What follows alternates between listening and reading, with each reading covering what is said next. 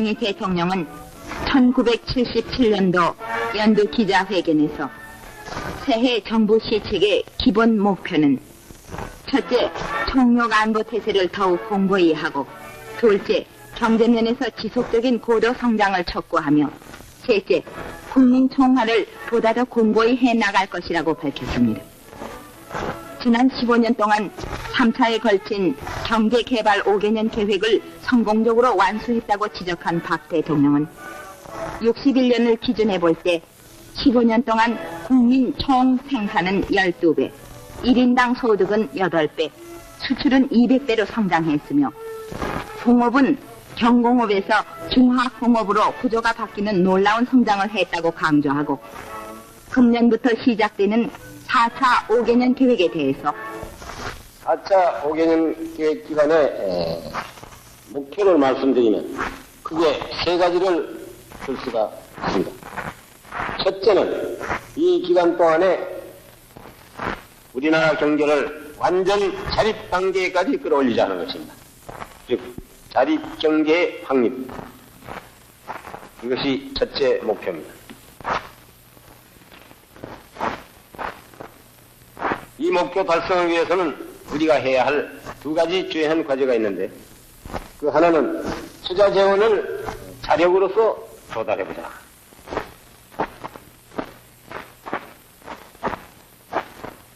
투자 재원을 100% 우리 국내에서 조달을 하겠다는 것입니다. 박 대통령은 우리는 81년까지 국제 수지를 완전히 균형을 맞추고 흑자를 내도록 하는 목표를 세우고 있다면서 최근에 국제 수지가 많이 좋아지기 때문에 79년까지 거의 균형을 맞출 수 있으리라고 내다보았습니다.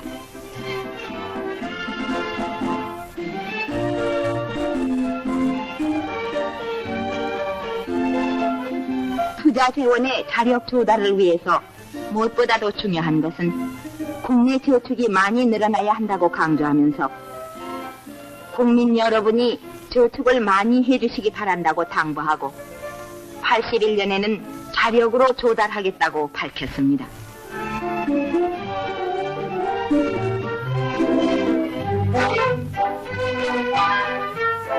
(4차 5개년) 계획의 두 번째 목표는 산업 구조의 고도화와 기술 개발에 치중하겠다고 말하면서 1차 산업보다는 공업 부문의 비중을 높이고 공업 부문 중에서도 중화학 공업 부문의 비중을 훨씬 높이겠다고 강조했습니다. 특히 중화학 공업에 있어서 기술 주도형의 두뇌 산업을 중점적으로 육성할 것이며 여기에 발맞추자면은 기술 개발에 많은 힘을 써야 하고 유능한 기술 인력을 많이 양성해내야 한다고 말했습니다. 또 앞으로는 두뇌 산업 분야의 개발을 위해서 정부는 이에 따르는 전문 연구소를 설립할 것이며 일부는 착수해서 공사 중이라고 말했습니다.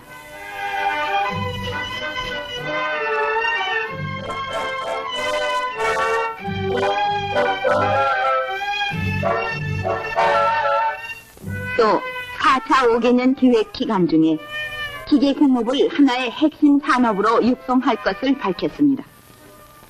공업 구조의 고도화와 방위 산업을 위해서도 기계공업은 중요한 분야라고 강조하고 북한 공산 집단은 60년대 초부터 무기 생산을 했으나 우리도 80년대 초에 가면 방위 산업의 모든 분야에서 질과 양적으로 북괴보다 앞설 수 있는 자신이 있다고 말했습니다.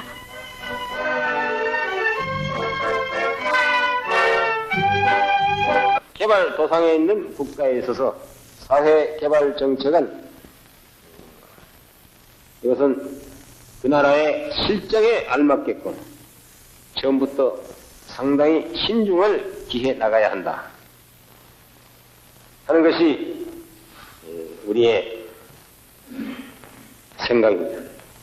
정부는 앞으로 우리 실정에 알맞게끔 성장을 위축시키지 않는 그러한 범위 내에서 연차적으로 특히 저소득층에 속하는 국민들에게 우선적으로 혜택이 돌아갈 수 있는 그런 분야부터 이 정책을 추진해 나갈 그런 생각입니다. 금년 연초부터 실시하는 의료 저소득층에 대한 의료 보호제도, 이것은 바로 그런 시책의 하나가 되겠습니다. 그 밖에 일반 국민들에 대한 의료보험 제도는 금년 7월 달부터 단계적으로 이것을 추진해 나갈 그런 계획입니다. 여러분들이 잘 아신 바와 같이 의료보호제도는 생활 무능력자, 소위 생활보호 대상자, 전국에 약 33만 명 가량 있다고 합니다만, 이 33만 명과 또 저소득층에 속하는 약 173만 명, 이분들에 대해서 우선적으로 실시하기로 한 것입니다. 이어 박 대통령은 80년대 초에는 우리 경제가 완전히 자립될 것으로 전망하면서 81년 말에 가면 1인당 국민 총 생산은 약 1,500불, 수출은 200억 불을 훨씬 넘을 것이며 농가 소득도 호당 200만 원을 훨씬 넘을 것이라고 내다보았습니다.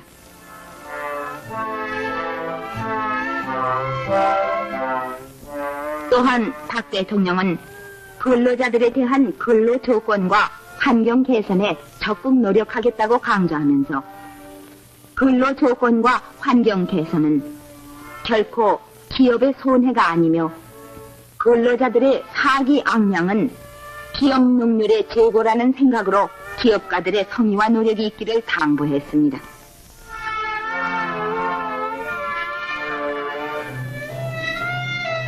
또 박 대통령은 포항제철 제3기 확장 공사를 계속 추진함으로써 79년에 가면 연산 550만 톤이 될 것이라고 말했습니다.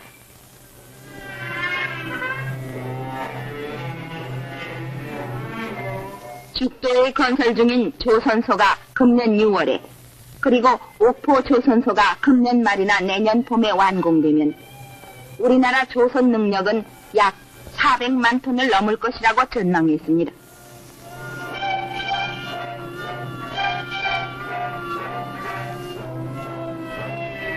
또 제7비료 공장이 금년 2월에 준공되면 연간 비료가 100만 톤, 무기산이 100만 톤 생산되는데 이것은 북한의 전 비료 공장에서 생산하는 양보다 훨씬 많다고 밝혔습니다.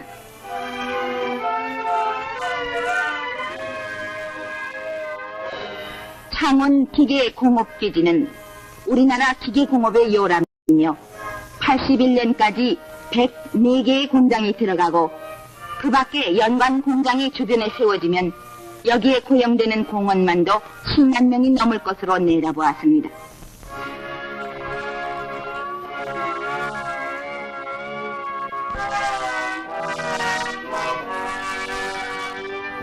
박 대통령은 한반도의 항구적 평화 정착을 위해서는 남북 간의 대화를 통해 해결해 나가는 길밖에 없다고 강조하면서 가장 본질적인 문제를 따진다면 그들이 북한 공산주의자들이 지금 품고 있는 적화 통일이라는 이 망상을 깨끗이 버리는 것, 그것이 근본 문제다.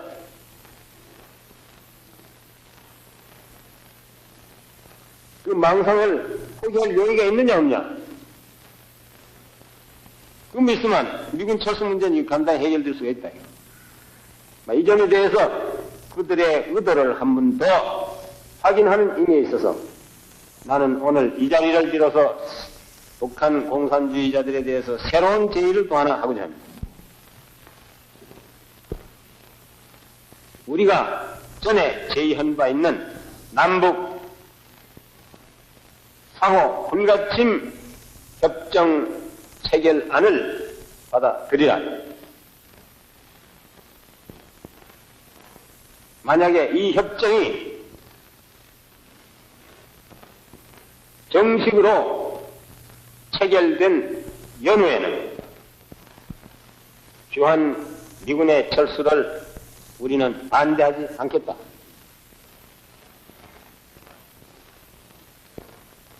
이 제의에 대해서 북한 당국은 성의 있는 대답이 있기를 우리는 기대합니다.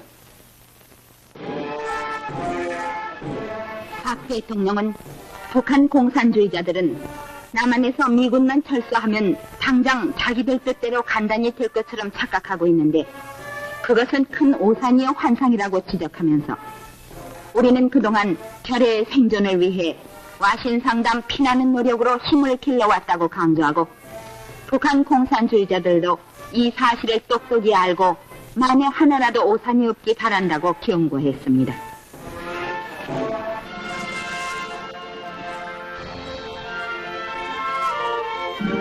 또 박 대통령은 북한의 식량 사정이 심각하다면 우리 정부는 모든 정치 문제를 떠나 순수한 인도적인 입장에서 북한 동포를 위한 식량 원조를 제공할 용의가 있다고 전제하고 우리 농민들은 그동안 정부의 식량 증산 정책에 비상한 노력을 기울여 재작년부터 주곡인 쌀과 보리만은 완전 자급자족할 수 있는 단계까지 왔으며 상당량의 여유를 가지게 되었다고 말했습니다.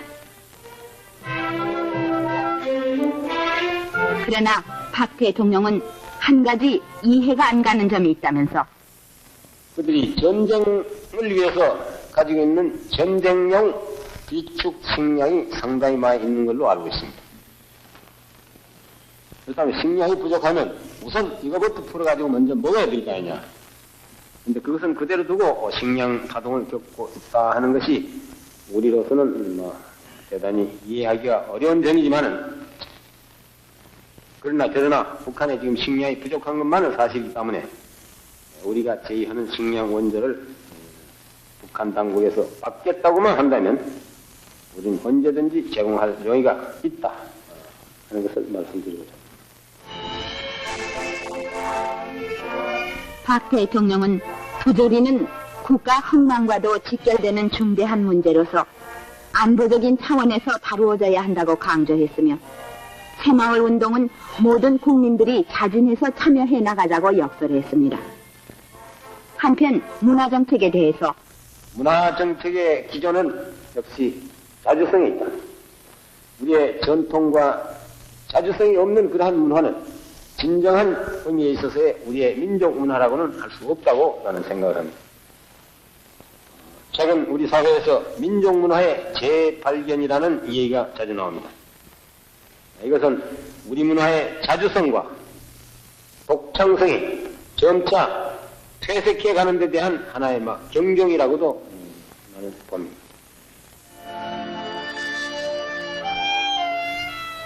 박 대통령은 외래 문화를 받아들이되 선별적으로 받아들여야 한다면서 좋은 것은 빨리 소화해 우리 문화를 더욱 살찌게 발전시켜 나가야 한다고 말했습니다.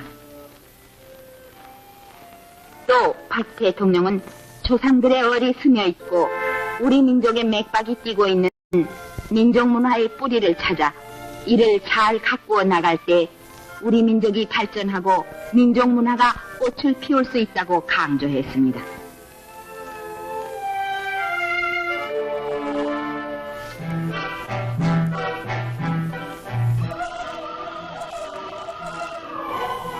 끝으로 박 대통령은 지난 15년 동안 우리는 불리한 조건에서 시련과 도전을 극복해가며 굽힐 줄 모르는 성공을 거두었다고 말하고 우리는 기적이란 것을 믿어서는 안 되며 땀 흘려 일하면 일한 만큼의 대가와 보상이 있다는 것을 믿고 앞으로 닥쳐올 수많은 시련과 도전에 결코 굴하지 말고 국민적인 총화와 불굴의 의지 그리고 창의적인 자세로서 우리의 활로를 개척해서 내일의 영광을 차지하자고 강조했습니다.